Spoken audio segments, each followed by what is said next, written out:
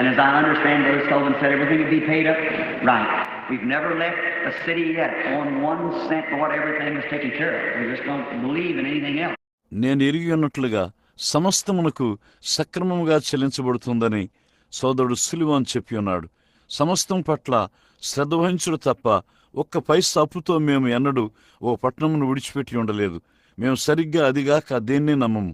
You mustn't owe anyone. You must be square and straight. And if you owe somebody, go face them and tell them that you owe them, but just give you a little time to pay. See?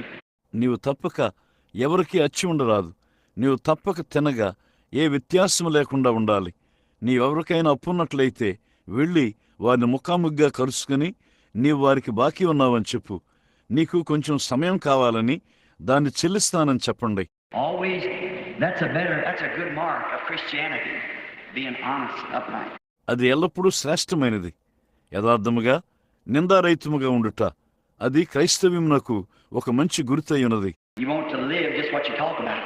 If you don't live it yourself, how do you expect somebody else to live it? See?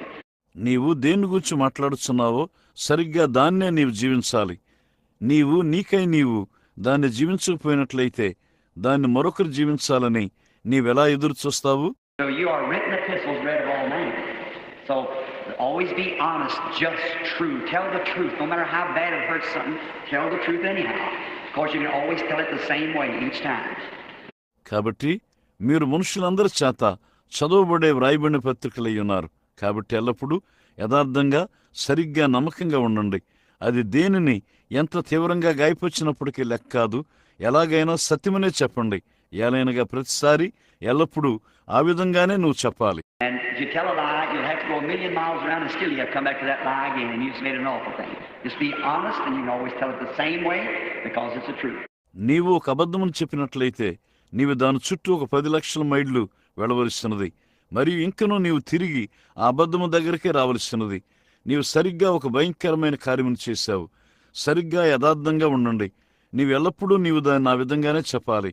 కారణం అది సత్యమైనది. That's the way it's the Bible. Tell it just the way the Bible says it. Don't compromise with it. Say it just that way.